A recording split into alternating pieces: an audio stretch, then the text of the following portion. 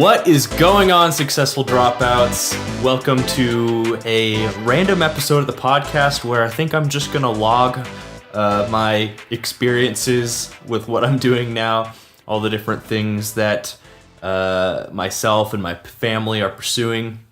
I said I would do this. If you listen to the last episode, I said I don't know what's going to be happening with this podcast now, and so I might just do some random stuff, and so this is one of those random things. So here we go. First of all, in terms of successful dropout, there are some things in the works. Like I said last week, I'm talking to a few key members and working to onboard some new leadership in the community to keep pushing things forward. I will, of course, still be involved, but like I've explained before, the bandwidth to just carry everything on my shoulders and even just to do things as simple as delegating consistently the different tasks in the community, it's just getting too much. And so I need to bring on a partner. And so currently working through that, more updates to come.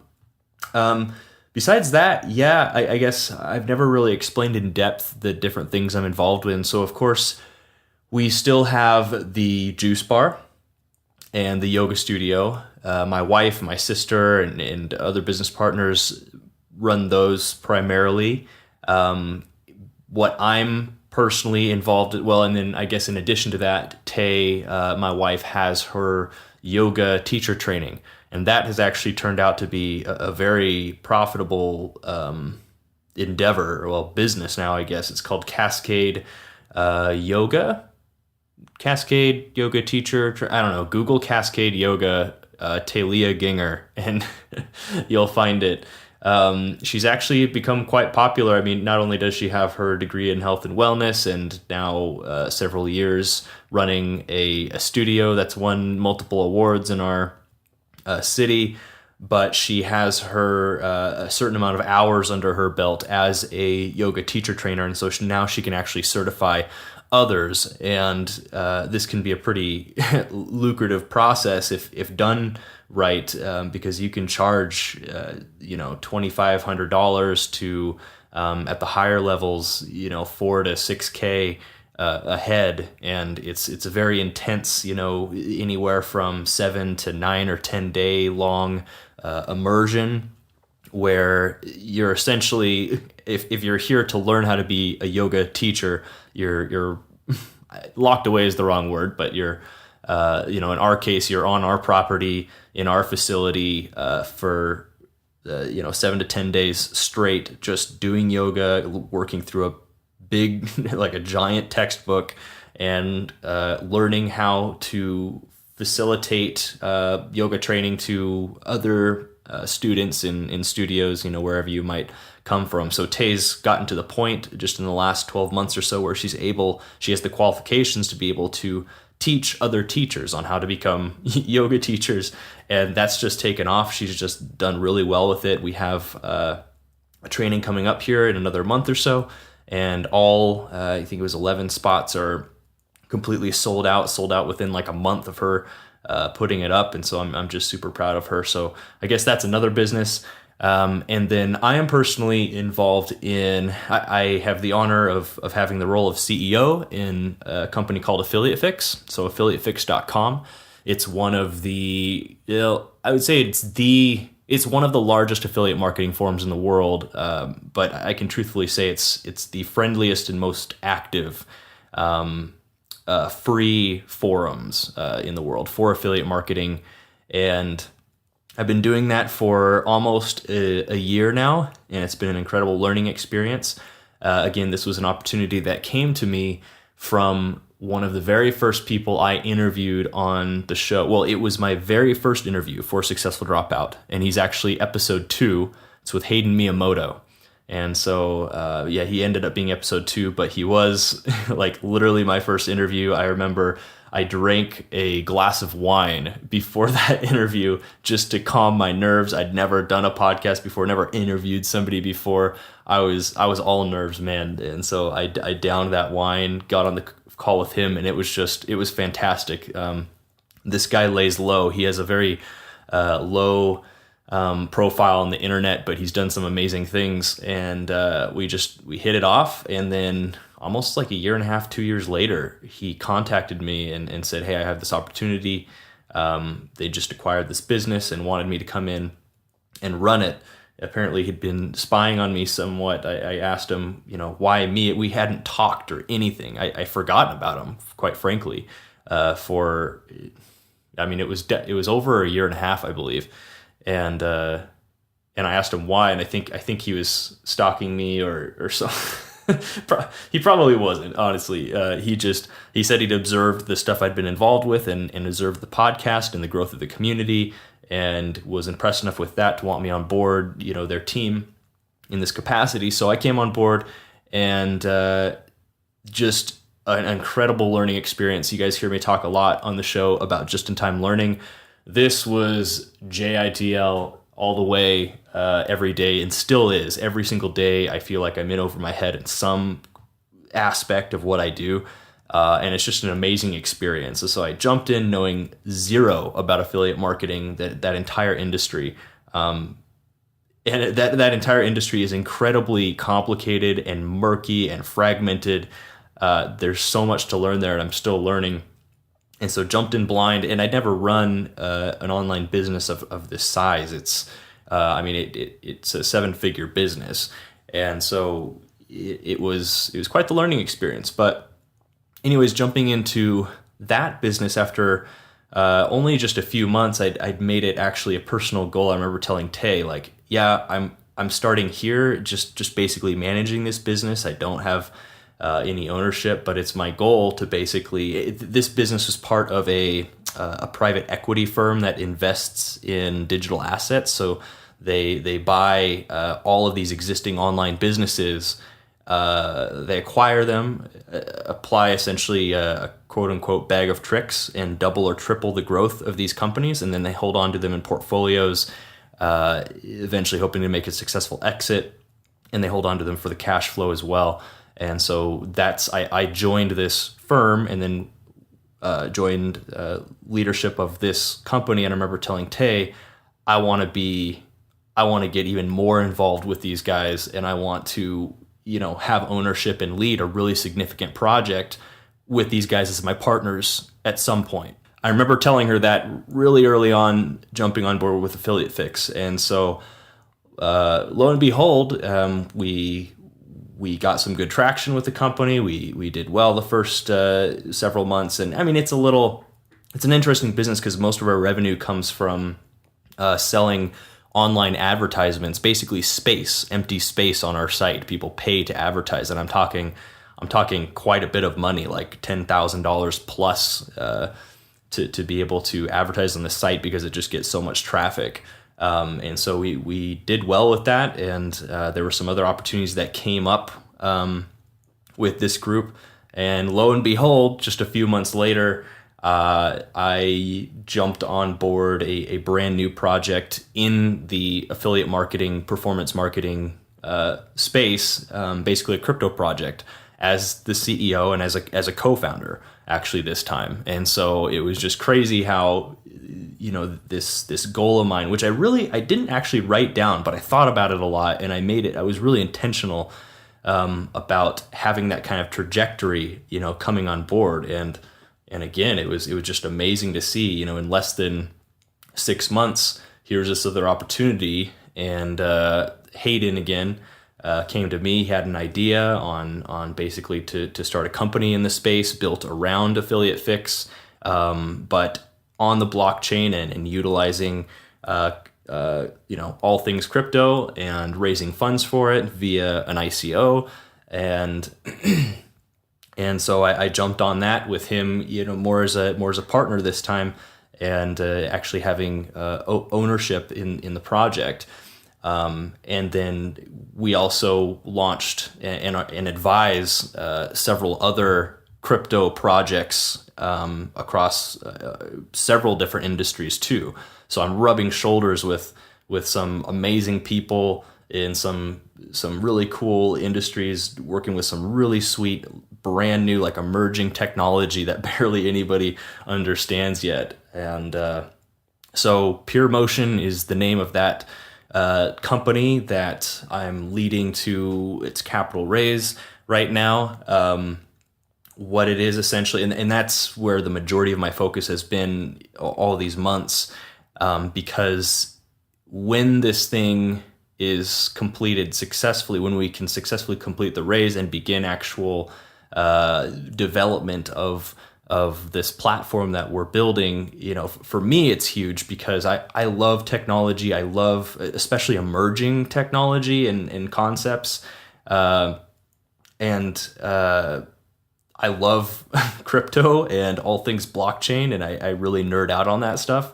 And I love all things tech as well.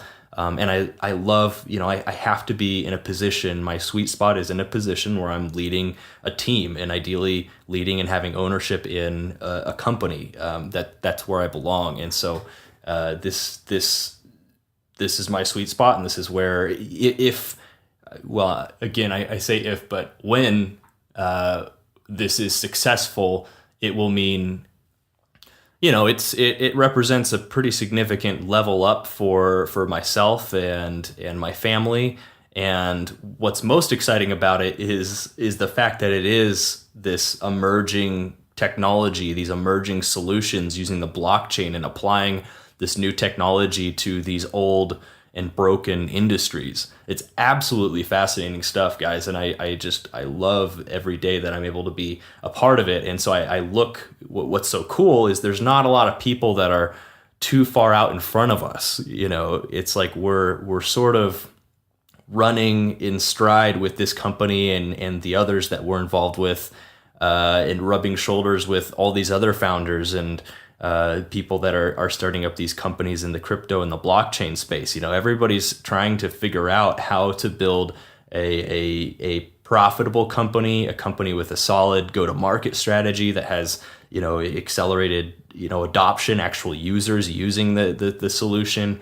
It's an incredibly interesting space, and everybody is trying to figure out, what the rules of the game are. And so that's what makes it so exciting for me, is because yes, it's challenging. Yes, it is mind-blowing when you try to understand an industry like affiliate marketing and crypto and blockchain, and then you combine those together. Just trying to understand that is nuts. But then trying to, successfully communicating and pitching that to investors, to advisors, to people I've brought on the team, to different partnerships with other companies is sometimes mind-numbing, because it's so much to take in, and you have to spit out something that is really exciting and compelling and coherent.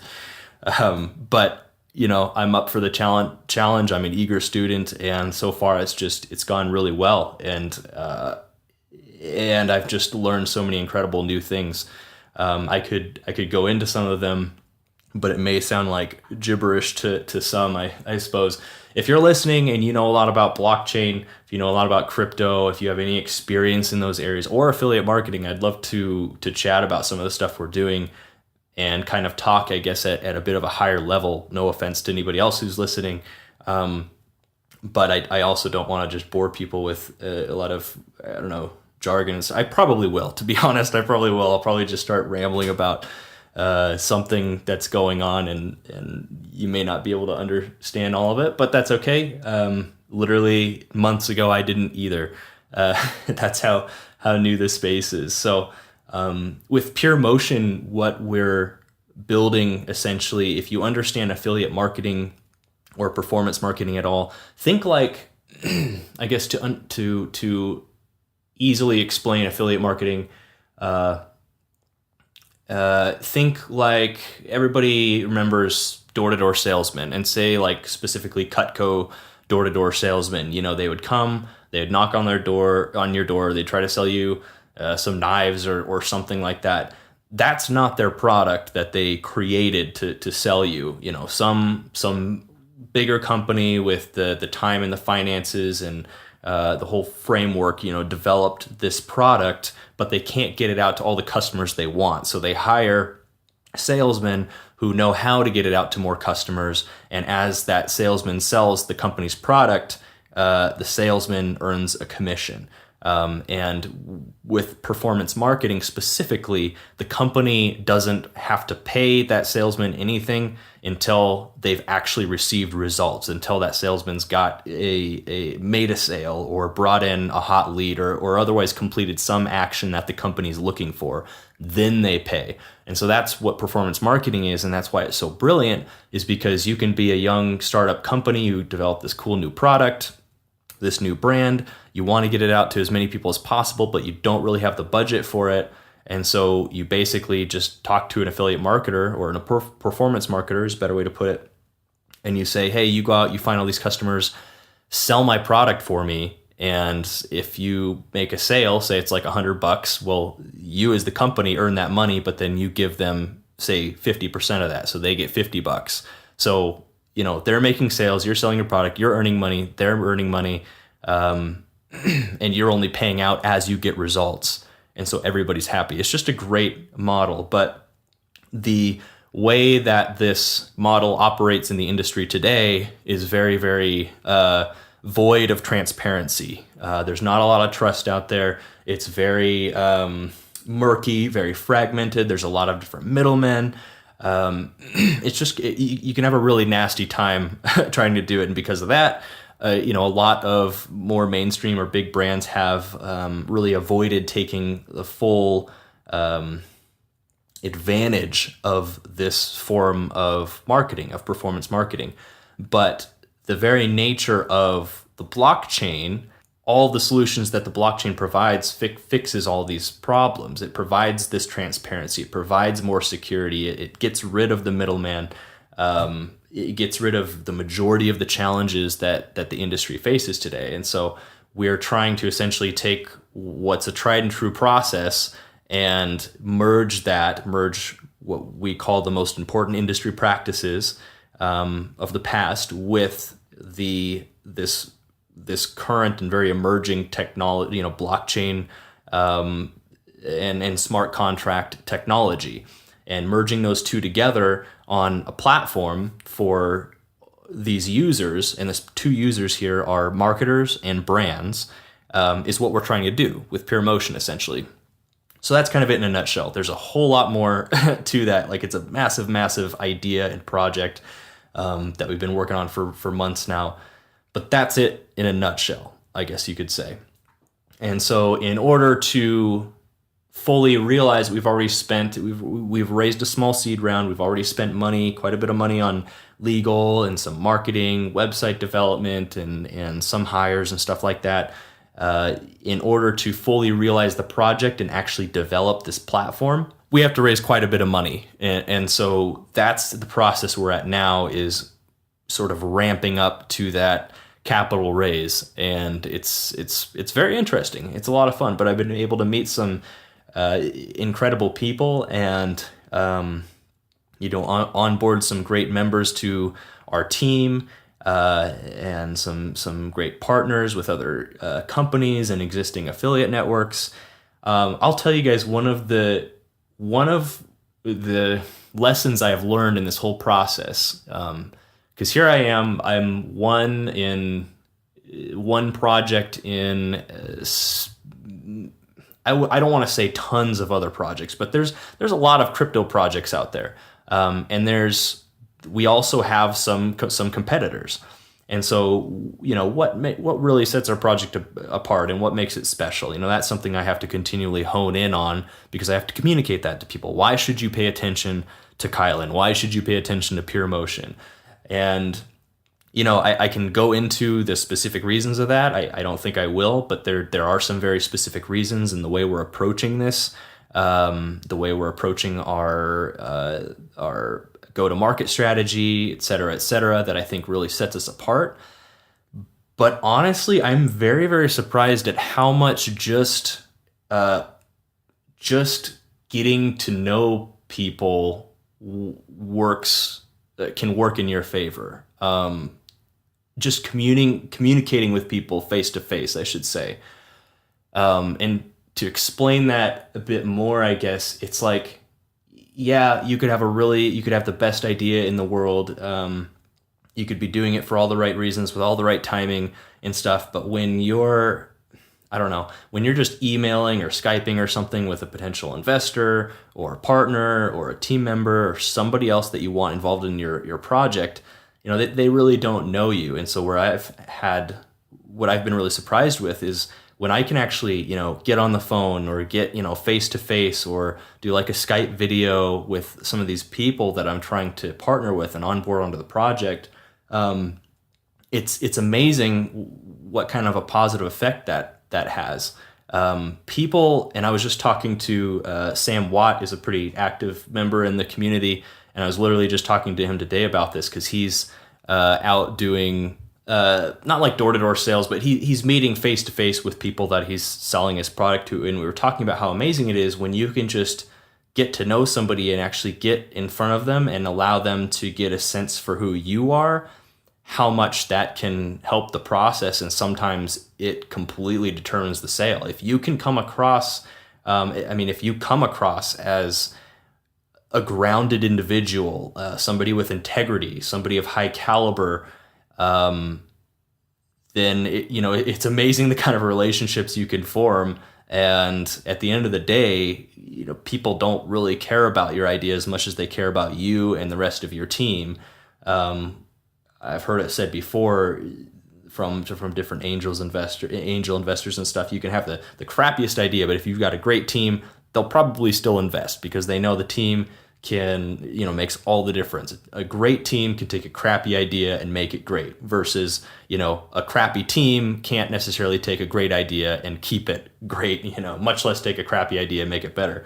And so I think that's one of the biggest learning experiences is like if I'm ever in doubt or just frustrated because I feel like people aren't grasping how cool this project is and how I think it's really going to be successful, it's just allowing them to see who I am, and by them seeing who I am and being the kind of person I am, it's like that's what sells them on the project. And so I guess if you follow that train of thought, it's really important the little things you do day to day that make you you. I like to call it the slight edge. That's a book. I forget the freaking author there, but it's a good book, The Slight Edge. I'd recommend you read it. But it's all about these little habits and little things that you do every day really consistently that in the moment and during the day, they don't seem to add too much, but over time, it's really substantial and ultimately makes you you. And, so for me, this is having a healthy relationship with friends, with family, having a healthy routine, continually learning, reading books every day, exercising every day, saying my values and actually living, my values out on a day-to-day basis, and some of these values are, I'm a man of integrity. I always tell the truth. My word is my bond. I am a leader. I lead by positive example in all situations. I am humble. I do not seek recognition for my actions. I have self-control. I control my emotions and my reactions regardless of the circumstance. These are all things that I say to myself literally every day. And I try my best to live them out. And this all stacks up and creates the kind of person that you are. And it's amazing how fast people can cut through all the BS and see what kind of person you are. Even over the phone, even if you're not looking at them, in their face. It's like, and I think you probably know what I'm talking about. There's some people, man, that you just talk with them for even a little bit and you're like, this guy is a shyster. I don't know why, but I don't like him or her. I don't really want to do business with them. There's just sort of an aura they give off. And that's like it's a very real thing. And I think you can really manipulate that. That's positively. Manipulative isn't really a positive word, but like, I think you can really work to build that in a positive way by focusing on yourself, I guess. But doing all these sort of healthy things I mentioned. I mean, just don't take those for granted. And I guess there's this when I used to be involved in ministry, there's kind of this concept that we used to talk about a lot, that you can't, you can't, I don't feel like it's something about like your cup overflowing, or you can't show love. Like you can't show love unless you love yourself. That sort of concept. Like you can't, it's very difficult for you to speak into somebody else's life or love somebody else or in any way have a positive impact on somebody if you aren't first those things to yourself, if that makes sense. So hopefully some of this is making sense. But anyways, that's kind of an overview of everything I'm involved with at the moment. It's just incredible. Again, just in time learning every single freaking day. It's an incredible journey, and I'm really excited to see where it heads. Even if things don't pan out the way that I hope they do, which already we've had some pretty significant pivots that were pretty frustrating for a while. They say every good business or startup goes through at least 2 or 3 pretty significant pivots before it really takes off. And that's true. And we've certainly been through at least one of those. And that can be frustrating. It's the entrepreneur journey, man. It's the game we play. It's a roller coaster. But at the end of the day, I wouldn't wish anything else. And like I was saying, even if it doesn't play out the way that I'm hoping, I think because of everything that we're learning and this just emerging technology, guys, it's like and I didn't live through the internet boom or anything. I was too young in the 90s. But I've heard from people that it's like before Google even existed, before, like in the Netscape days, I guess, is kind of where we're at with blockchain and crypto. And so just being so early to the scene, it's like, even if this doesn't pan out, there's just going to be dozens of opportunities that I think branch off in multiple directions. And so that's just something you got to keep in mind. And again, it's this concept of building career capital. And so with whatever industry you're in, it doesn't have to be brand new or any sort of exciting emerging, tech.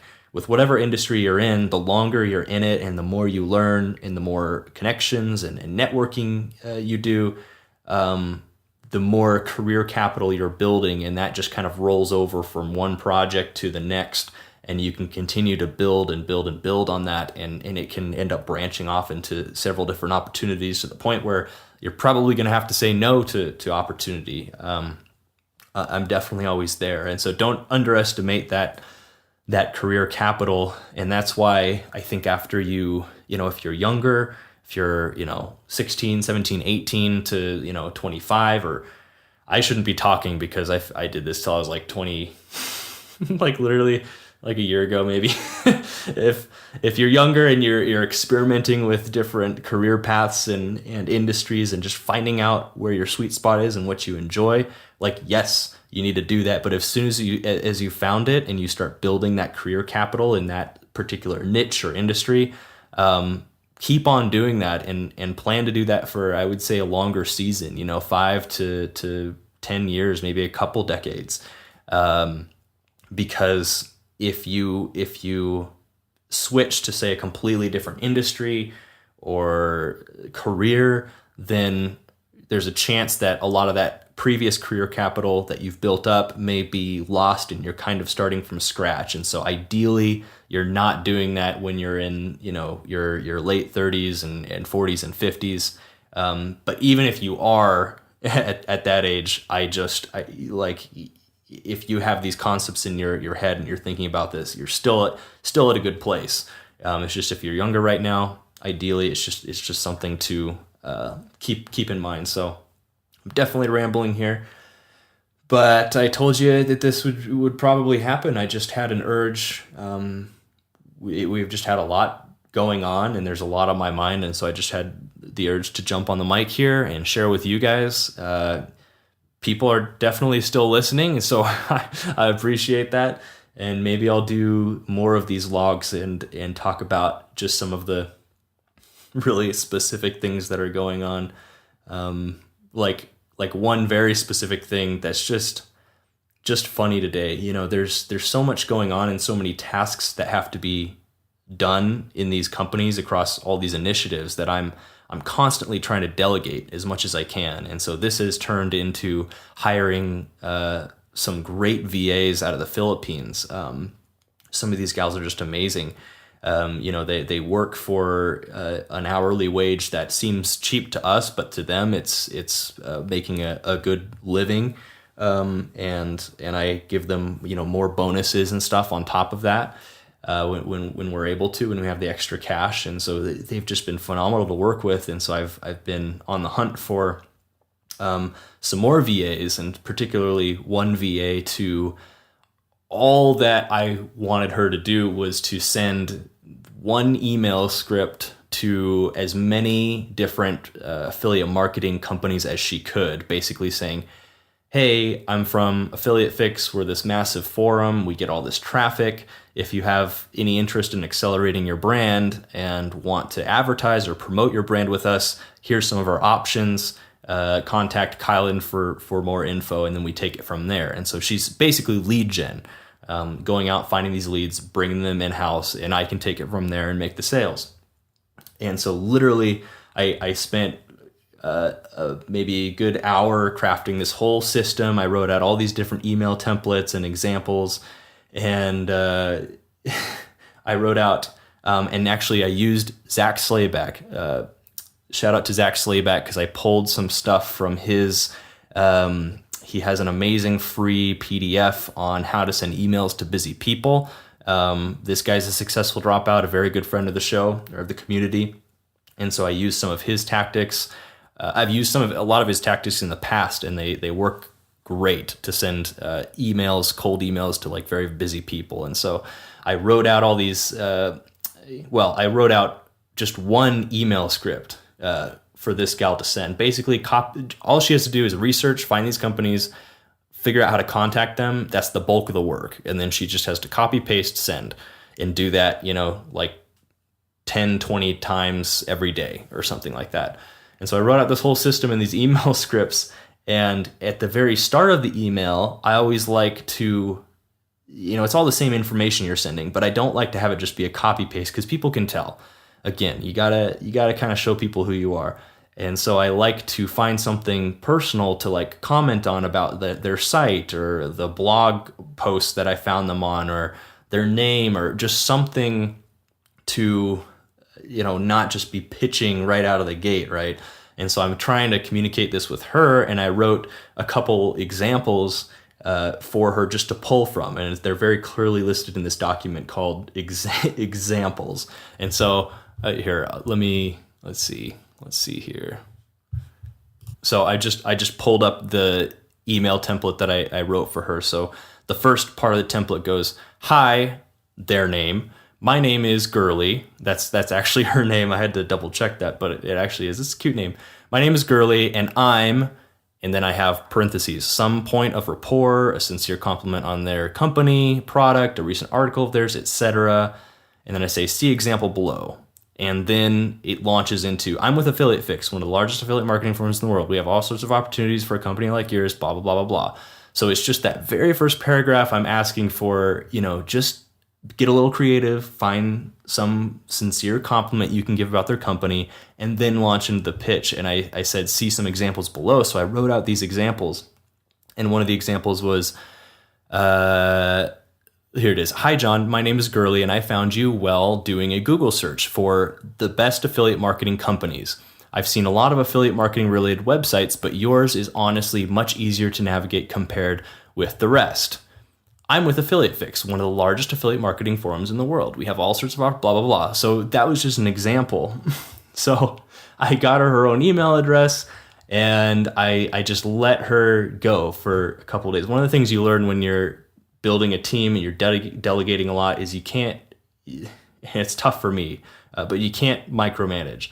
And so I've really been just learning to be like, here's all the tools you need, and go, just let's see how you do. And then, we'll check in, we'll reevaluate after a couple days. I'll give you some pointers, I'll give input, but otherwise I just try to leave them alone and really see, what they've got. So I let her alone for a couple days.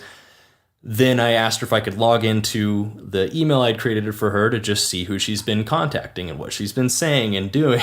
And so she said, sure. I log in, and she sent 50 emails out to 50 great prospects. Like, she did a very good job researching and finding these companies. They're all great companies to reach out to. But 50 emails, and all she did was copy and paste the example I gave. So literally, let me pull up one sent email. So literally it just says, "Hi David, my name is Gurley, and I found you while doing a Google search for best affiliate marketing networks. I've seen a lot of affiliate marketing websites, but yours is honestly much easier to navigate compared with the rest. Smiley face. I'm with Affiliate Fix, one of the largest affiliate marketing forums in the world, ... Best Gurley." Like, it just ends there. It's like, I'm with Affiliate Fix, one of the largest affiliate marketing forums in the world, ...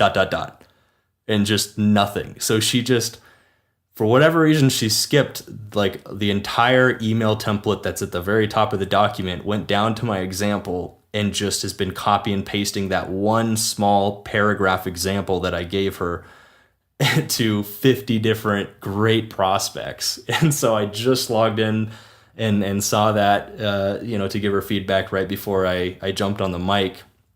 And it's one of those things, I went back and I gave her very clear instructions. It's like, and I was nice about it. I didn't chew her out or anything. Sometimes I can be a little colder, I think, to people that aren't up to my standards. But I was nice with her because she's a sweet gal. I talked with her, on the phone a couple times. And I was just like, what? You sent them like 1/4 of an email. No wonder you haven't been getting any responses. Like, what are you thinking? Like, this doesn't give them any information, and you totally missed like the entire like email that's clearly labeled email template in this document, and you sent it to 50 people. Anyways, she hasn't responded back, and I don't know. I gave it a 2-week trial with her and made that clear, and so I don't know if it'll work out. But that's just one of those funny things that happened today. I guess one of those learning experiences. You never really know who you're going to get to work with, and even if you think you provide very, very clear instructions, I don't know. To me, it's just amazing that some people, they have a really tough time just thinking for themselves. And to me, I don't know her very well.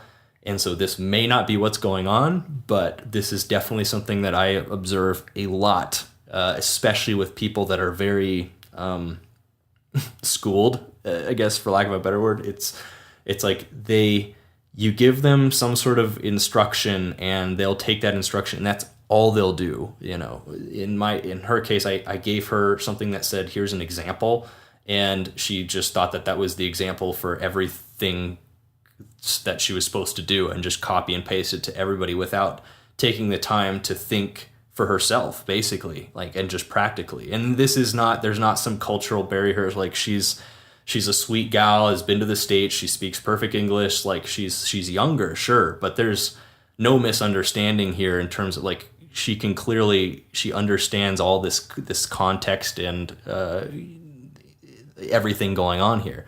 So there's no reason why she shouldn't have been like, maybe this won't make any sense to anybody I'm sending this to, and I should think twice about what I'm doing and maybe go back and look at the instructions again, or just, make something up. Anyways, any of you successful dropouts listening, I am expecting you to never do that. You should, if you're an SD member, you should always be thinking for yourself and thinking outside of the box, even when somebody's given you clear instructions. There's probably still a better way to do it, and a better way to create value. And at the end of the day, if it's your employer you're doing this for, they will appreciate that. They will promote you. And everything will be good. So, cool. Well, stay hungry, stay foolish.